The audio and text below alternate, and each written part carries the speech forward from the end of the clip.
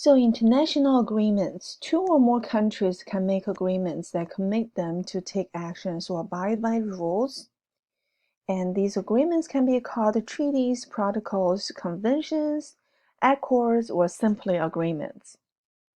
So this has other names. When you hear this, it means agreements. Since the 1970s, international agreements have been reached on a variety of environmental issues. And this is the timeline.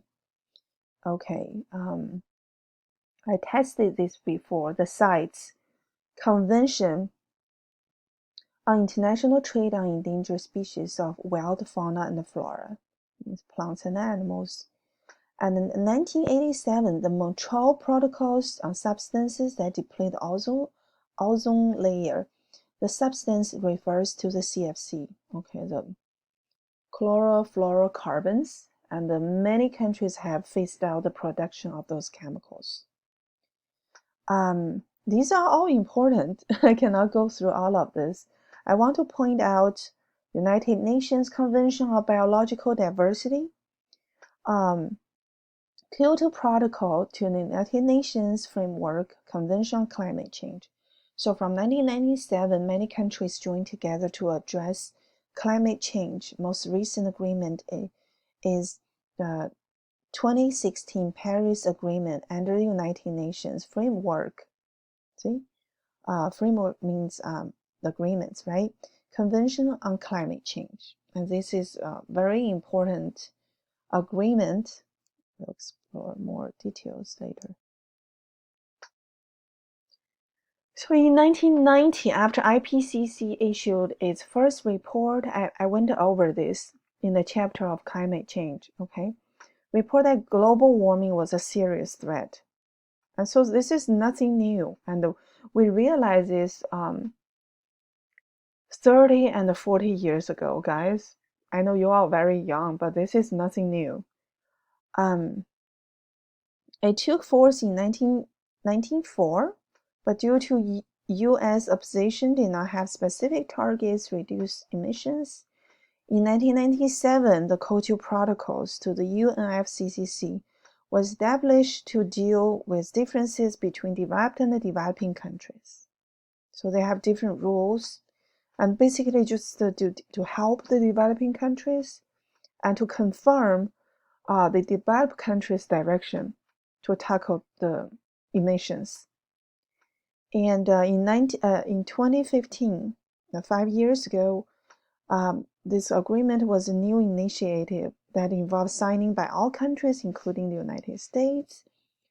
But the Trump administration decided in 2017, United States is going to withdraw, which was officially, I think the country officially withdrew from the agreement just a week ago, before just during the presidential election. And the president-elect Joe Biden, he determined to join back in. So we'll see what happens. In the United States, international treaty requires approval by a 2/3 vote in the Senate.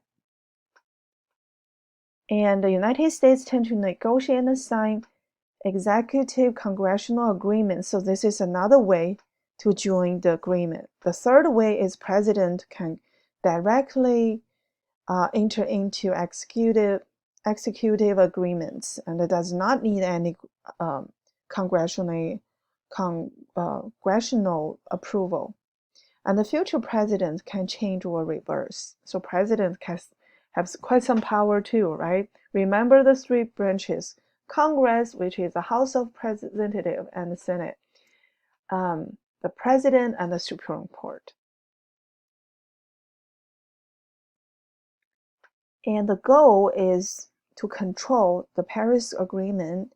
The goal is to control the temperature rising global-wise. The goal is to control it under 2 degrees by the end of the century. But many people predicted that it's probably not going to happen. But we have to do the best we can. Also, the Paris Climate Agreement is not binding. So the success depends on each country meeting its commitments. So rejoining of the United States, you can imagine how important that is. And of course, how committed United States will be, that also determines the outcome. What can the individual do? You can vote.